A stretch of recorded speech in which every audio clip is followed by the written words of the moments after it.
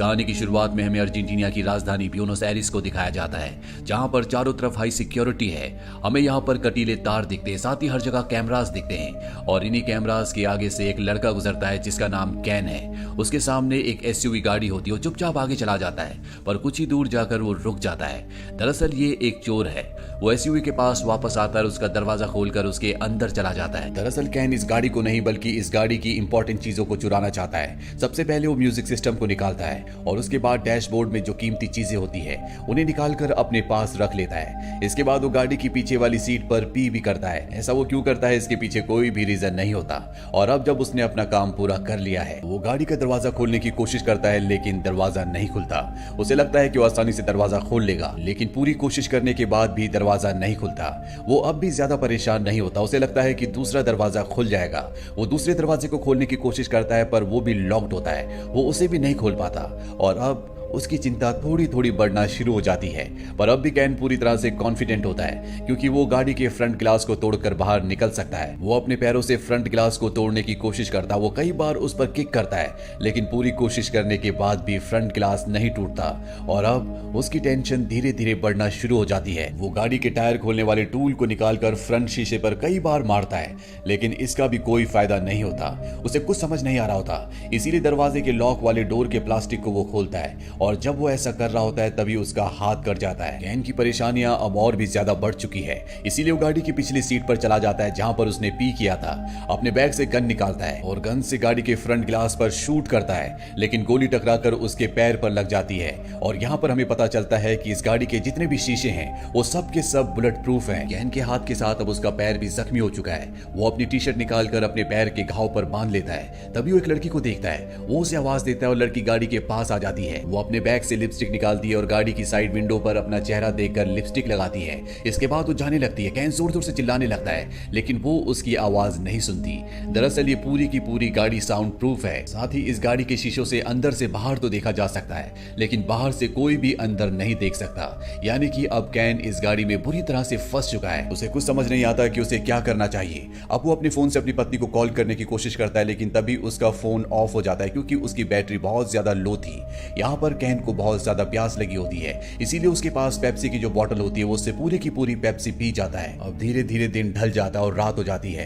Can को बहुत ज्यादा प्यास लगी होती है, इसीलिए डोर के ऊपर जो विंडो की ग्लास होती है उससे वो पानी को चाटने की कोशिश करता है। यहाँ पर वो बुरी तरह से फंस चुका है। वो भूखा है, प्यासा है, साथ ही अब वो बहुत ज्यादा थक चुका है। किसी तरह से वो रात इस गाड़ी में बिता लेता है। अगली सुबह वो पूरी तरह से परेशान हो जाता है और उसने गाड़ी की जिस म्यूजिक सिस्टम को निकाला था वो उसे वापस लगाकर म्यूजिक प्ले कर देता है, जिससे उसका मन कुछ वक्त के लिए शांत होता है। पर कुछ ही देर बाद म्यूजिक अपने आप ही बंद हो जाता है और उसे मी नाम की एक आईडी से कॉल आता है। ये कॉल होता है डॉक्टर एनरिक का, जिनकी ये गाड़ी है। वो कैन को बताते हैं कि ये मेरी गाड़ी है, जिसमें मैंने बहुत सारी सिक्योरिटीज लगा रखी है, जिन्हें मैं कहता हूँ 4x4। बाहर से ना तुम्हें कोई देख सकता है, ना तुम्हारी कोई आवाज सुन सकता है। साथ ही गाड़ी पूरी तरह से बुलेट प्रूफ है। इस गाड़ी से निकलने का एक ही रास्ता है और वो है नीचे टैंक से। लेकिन अगर तुमने ऐसे किया तो मैं इस गाड़ी को ब्लास्ट कर दूंगा, क्योंकि टैंक के नीचे मैंने एक्सप्लोसिव लगा रखा है। डॉक्टर एनरिक उसे अपनी पर्सनल लाइफ के बारे में भी बताते हैं कि मेरी पत्नी अब इस दुनिया में नहीं है, लेकिन मेरी पत्नी और मेरी ग्रैंड चाइल्ड मेरे साथ रहते हैं। साथ ही वो बताते हैं कि उन्हें बहुत ही खतरनाक बीमारी है और कुछ ही महीनों में उनकी मृत्यु होने वाली है।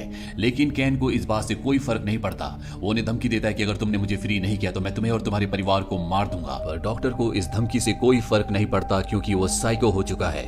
कैन अब डॉक्टर से कहता है कि मुझे यहाँ पर बहुत गर्मी लग रही है, मुझे यहाँ से बाहर निकालो। और अब फोन कट हो जाता है और गाड़ी का एसी अपने आप ही ऑन हो जाता है। और गाड़ी का एसी ऑन होने से धीरे धीरे गाड़ी में ठंड बढ़ना शुरू हो जाती है। गाड़ी का टेम्परेचर बहुत ज्यादा डाउन हो चुका है। यहाँ पर कैन कांपना शुरू कर देता है। अपनी टी शर्ट को एक बार फिर से पहन लेता है, लेकिन इसका कोई फायदा नहीं होता, क्योंकि यहाँ पर ठंड बहुत ज्यादा है।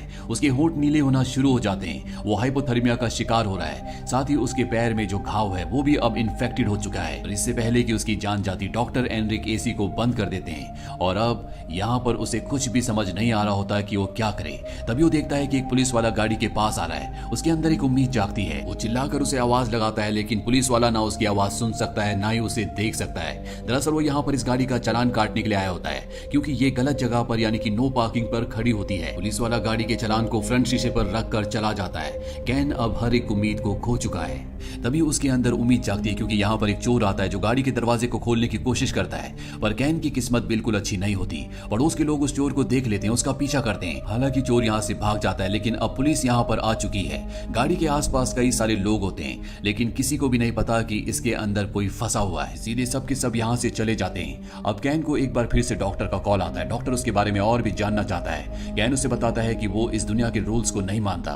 यहाँ के जो अमीर लोग हैं वो गरीबों को कुचलना चाहते हैं और वो कभी भी ऐसा नहीं होने देना चाहता, इसीलिए वो चोरी करता है, जैसे उसके पिता और उसके ग्रैंडफादर किया करते थे। कोई अगर उसे गन पॉइंट पर रखकर भी ये काम करने से मना करेगा तब भी वो यही काम करेगा। और अब डॉक्टर को उसका ये जवाब अच्छा लगता है। सीधे वो उसे बताता है कि गाड़ी की सीट के पीछे एक पाइप है जिसके अंदर गाड़ी को साफ करने का पानी है, तुम उस पानी को पी सकते हो। और ये सुनने के बाद गाड़ी के पीछे से उस पाइप को निकालता और उस पाइप से पानी को एक बोतल में भरता है। हालांकि उस पानी में केमिकल भी होता है, लेकिन कैन इस बात की परवाह नहीं करता और एक ही घूंट में पूरा पानी पी जाता है, क्योंकि उसकी पूरी बॉडी डिहाइड्रेटेड हो चुकी होती है। इसी तरह से एक और दिन बीत जाता है और अब अगली सुबह दिखाया जाता है कि कैन के दिमाग पर भी असर पड़ना शुरू हो गया है। वो फिजिकली और मेंटली बहुत ज्यादा कमजोर हो चुका है, इसीलिए वो अपने माइंड को बिजी रखने के लिए पेपर पर गाड़ी के जो इंटीरियर होते हैं उसकी डिजाइन बनाना शुरू कर देता है। वो बहुत ज्यादा भूखा होता है, इसीलिए कागज खाना शुरू कर देता है, जिसके बाद उसे फिर से प्यास लगना शुरू हो जाती है और अब उसके पास अपना यूरिन पीने के अलावा कोई भी रास्ता नहीं होता और मजबूरी में उसे ऐसा करना पड़ता है। और तभी उसे डॉक्टर का कॉल आता है। डॉक्टर की बात उसने मानी होती है, इसलिए डॉक्टर उसे कहता है कि गाड़ी की डैशबोर्ड के नीचे एक चॉकलेट है, तुम उसे खा सकते हो।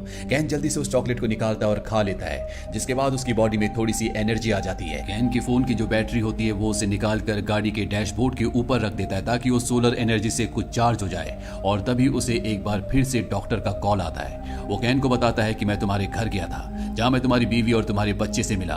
मैंने उन्हें बताया कि तुम्हारी लॉटरी निकली है $1,00,000 की। मैंने उन्हें तुम्हारे काम के बारे में झूठ बताया और उन्हें $1,00,000 दिए और कहा कि अब तुम अपने नए घर को खरीद सकती हो। इसीलिए वो उस घर को छोड़कर नए घर में शिफ्ट हो गए।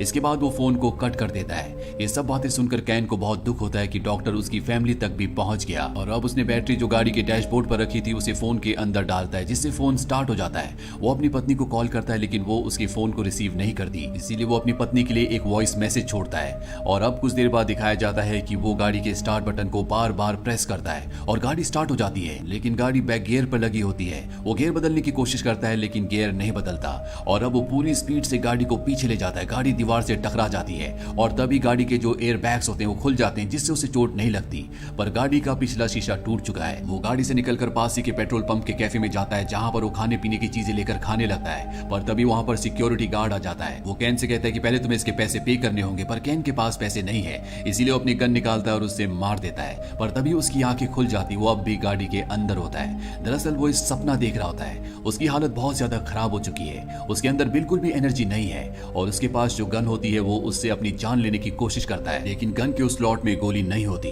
और तभी यहाँ पर एक बार फिर से डॉक्टर का उसे कॉल आता है और तभी गाड़ी की लाइट्स अपने आप ही जल जाती है। उसके सामने डॉक्टर होता है। डॉक्टर फोन से उससे बात कर रहा होता है, पर अब वो गाड़ी के अंदर आ जाता है, क्योंकि वो जानता है कि केन की हालत बहुत ज्यादा खराब हो चुकी है। उसके अंदर इतनी ताकत नहीं है कि वो उसके ऊपर हमला कर सके। गाड़ी के अंदर आने के बाद वो केन को बताता है कि आज से पहले मुझे 28 बार लूटा गया है, इसीलिए मैंने ऐसी गाड़ी बनाई जिसके अंदर मैं किसी भी चोर को फंसा सकूं, और अब तुम फंस चुके हो, तुम यहाँ से जिंदा नहीं जा सकते।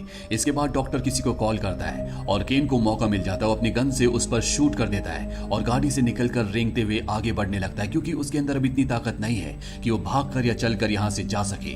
और डॉक्टर को गोली छू कर निकली होती है, वो अब भी पूरी तरह से ठीक होता है। वो केन के पास आता है और उसे मारता हुआ उसकी गन को छीन लेता है और एक बार फिर से केन को गाड़ी के अंदर ले जाने लगता है, लेकिन गन की आवाज से, यानी कि गोली की आवाज से यहाँ पर पुलिस आ चुकी होती है और वो डॉक्टर से कहती है कि इसे छोड़ दो, लेकिन डॉक्टर केन को गन पॉइंट पर ले लेता है और पुलिस वाले को बताता है कि ये एक चोर है, इसने मेरी एसयूवी चुराने की कोशिश की, इसने मेरे ऊपर गोली चलाई और अब मैं इसके साथ खुद ही निपट लूंगा, ये तुम्हारा प्रॉब्लम नहीं है। लेकिन पुलिस वाला उसे कहता है कि इसे छोड़ दो, और डॉक्टर उसकी बात नहीं मानता और कुछ ही देर में यहाँ पर रिपोर्टर्स और पुलिस की और भी गाड़ियां आ जाती है और इन्हीं में एक पुलिस ऑफिसर आता है जिसका नाम एमेडियो होता है। दरअसल अब वो रिटायर हो चुका है और वो डॉक्टर से बात करता है। वो उसे कन्विंस करने की कोशिश करता है कि तुम्हें इसे छोड़ना होगा, पर डॉक्टर उसकी बात नहीं मानता। वो कहता है कि पुलिस वाले अपना काम अच्छे से नहीं करते, इसीलिए इनके जैसे चोर आजादी से घूमते हैं और उसका नुकसान हम आम जनता को उठाना पड़ता है। मैं जो कर रहा हूँ बिल्कुल ठीक कर रहा हूँ। यहाँ पर जितने भी लोग होते हैं आधे लोग डॉक्टर की साइड हो जाते हैं और वो चाहते हैं कि वो केन को मार दे, और आधे लोग चाहते हैं कि वो केन को फ्री कर दे। पर जो यहाँ पर रिटायर पुलिस वाला होता है वो डॉक्टर से कहता है कि तुम एक एजुकेटेड इंसान हो, तुम कानून को अपने हाथ में नहीं ले सकते, तुम्हें इसे छोड़ देना चाहिए। वो उसे बहुत सारी ऐसी बातें बोलता है जिससे डॉक्टर कन्विंस्ड हो जाता है और अब वो केन को छोड़ देता है। केन किसी तरह से पुलिस की गाड़ी तक आ जाता है और डॉक्टर खुद अपनी गाड़ी में बैठ जाता है। वो अपने मोबाइल पर एक टाइमर चलाता है और अगले पल वहां पर एक बहुत बड़ा ब्लास्ट हो जाता है। दरअसल पेट्रोल टैंक के नीचे जो उसने एक्सप्लोसिव लगाया था उसने उसे ब्लास्ट कर दिया और अब उसकी मृत्यु हो चुकी है। वही केन को दिखाया जाता है जो ये देखकर पूरी तरह से सैड हो चुका है, पर अब वो फ्री है और उसने जो भी अपराध आज तक किए थे इसके लिए पुलिस उसे अरेस्ट कर लेती है। वहीं सारे के सारे लोग डॉक्टर के बारे में बोल रहे होते हैं। वो कहते हैं कि ये एक समुराई डॉक्टर था जिसे अपने ऊपर पूरा विश्वास था। वो जो कर रहा था उसे विश्वास था कि वो पूरी तरह से ठीक था और ये गवर्नमेंट को एक बहुत बड़ा सबक है। कम से कम इस बड़ी घटना के बाद पुलिस प्रशासन अपने काम को अच्छे से करेगी और शहर में जो चोरी की वारदातें होती है उन्हें पूरी तरह से कंट्रोल में ले लेगी। अब यहाँ से केन को हॉस्पिटल ले जाया जाता है, उसका ट्रीटमेंट किया जाता है और इसके बाद उस पर केस चलेगा और उसने आज तक जितने भी गुनाह किए हैं उसकी उसे सजा दी जाएगी। ये पूरी फिल्म, ये पूरी कहानी एक सच्चे इवेंट पर बेस्ड है। ये करते हैं कि ये कहानी आपको पसंद आई होगी।